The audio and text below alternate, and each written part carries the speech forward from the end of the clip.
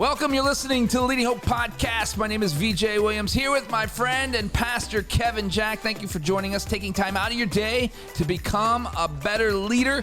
If you're new, we release a new podcast every week. We'd love for you to subscribe on any of those podcast platforms. Get that automatically delivered. Share it with a friend on Facebook, Instagram. Automatically delivered. Good. Hey, it's a new year. It's a new year. Anything can happen. Anything can happen. New year, new me. We have our new you. Yes, and we have our curious lists. Oh yeah, we're ready to go. Well, I do. You do. I'm building mine as we speak. It's a time of the year where you start doing that. But it is 2023. Woo. We're 1 year closer to 2050, as we learned in the last podcast. But you are ready for a brand new year. You are so excited for 2023, and you want to let the people know that they need mentors. Well, I didn't say that. I know, but that's the name of this one. That's what we're talking about today. 160. We're talking about mentors. So, I've kind of noticed that it goes through like culturally in like, there's a resurgence of a conversation on mentors. I see that a lot, like in pastor groups, like, oh, you need a mentor. Oh, you need this. I can't read your face right now. I'm trying to think of what groups would be saying that outside of pastor groups, but yes. That's a great question. Yeah. No, I'm sure there are. I'm not saying that. Pastors usually don't come up with things in isolation. They usually copy from the current culture. Yeah.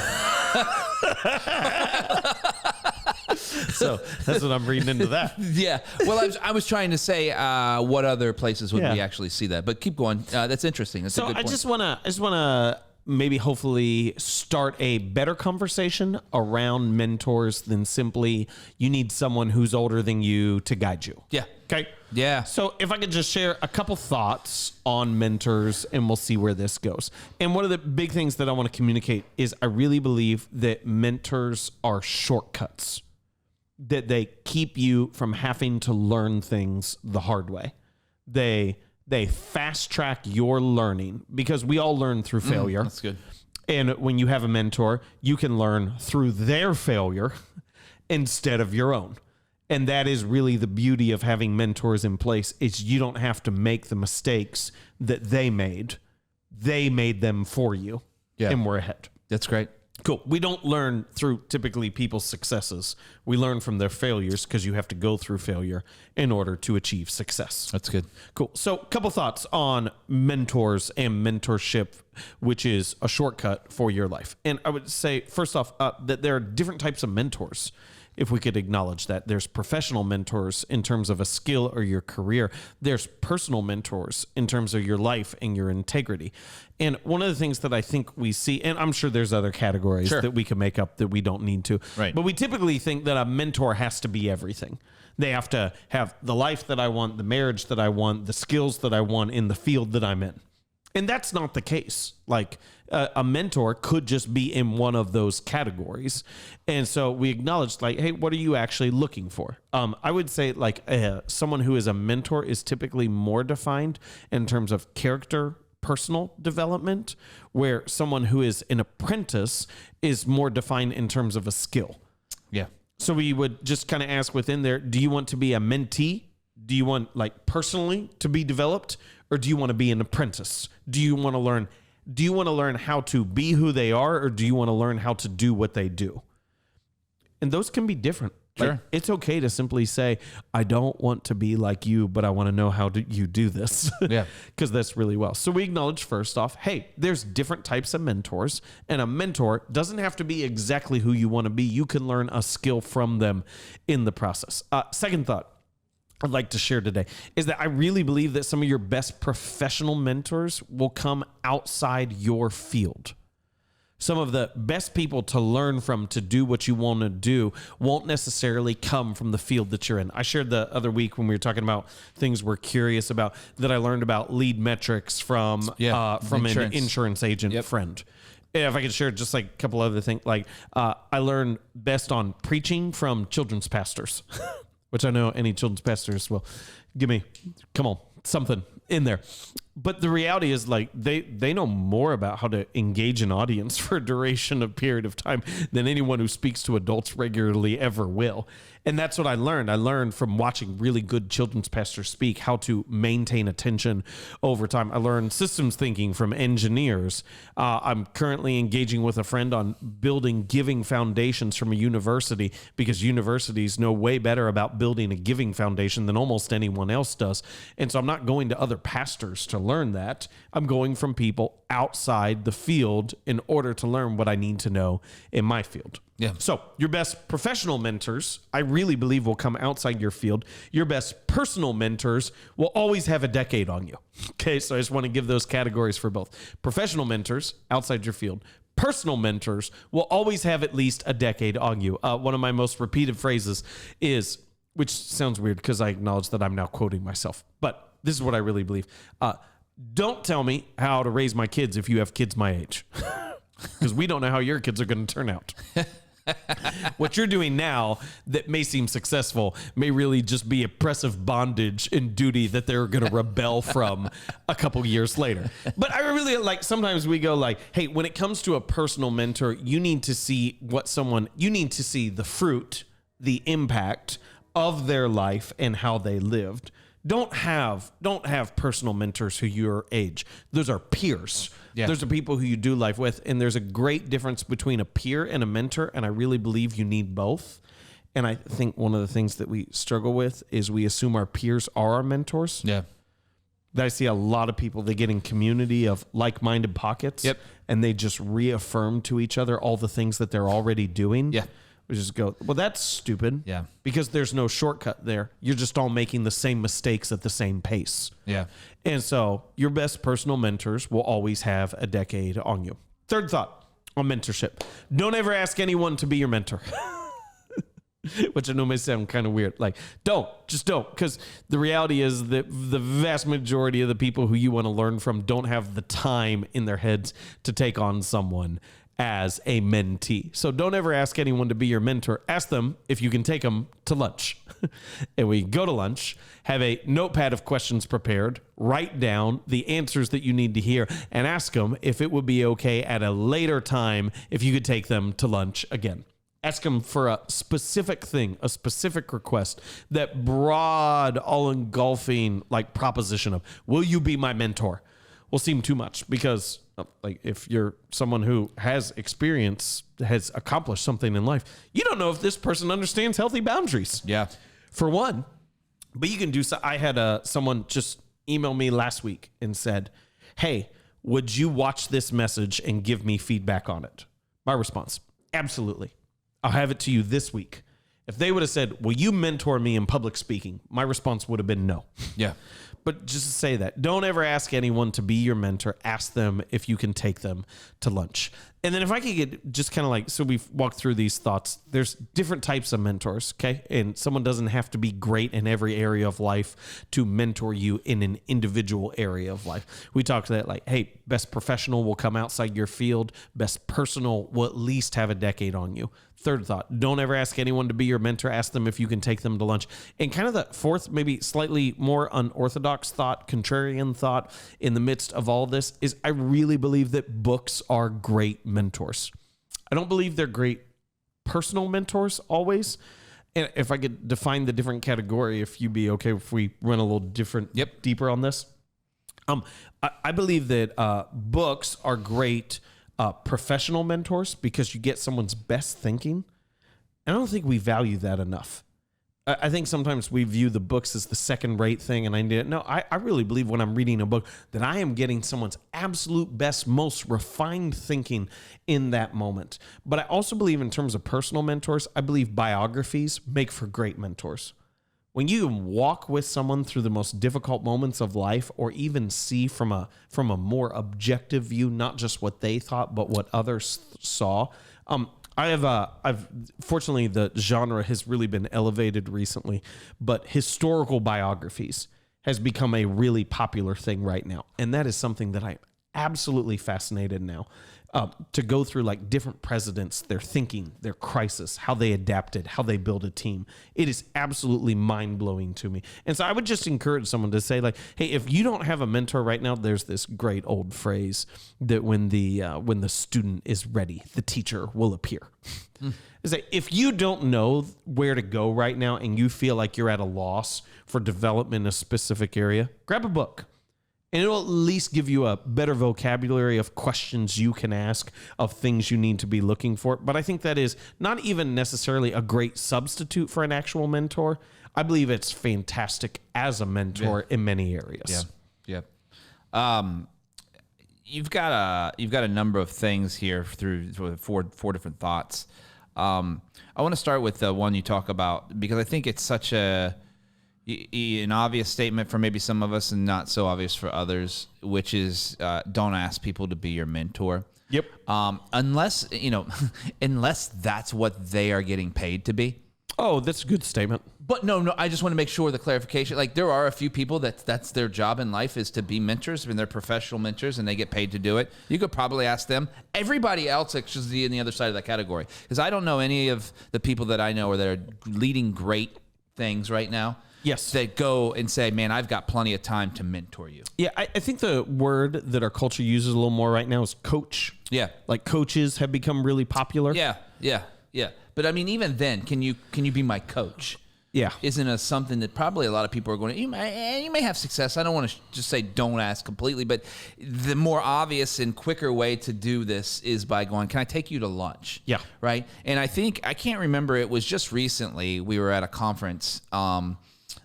It was John Maxwell conference, and it was, who was he? Where you were there, and he was talking about, I think it was Tim Elmore, how Tim Elmore had come up to him. It may not be, I may be wrong.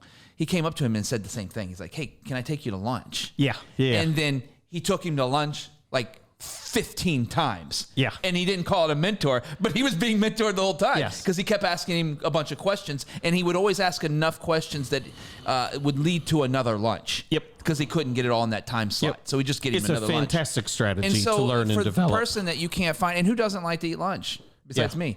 I mean, other than that, there's a lot of people that want to go to lunch. So it's an easy opportunity for you to be mentored without calling it being mentored. And there's 1,000 ways to ask it. Like it is, hey, could I go to lunch? Hey, could I sit on a meeting? Hey, would you review this? Yeah. Hey, could I get a little bit of your time to pick your brain about this idea? Yeah.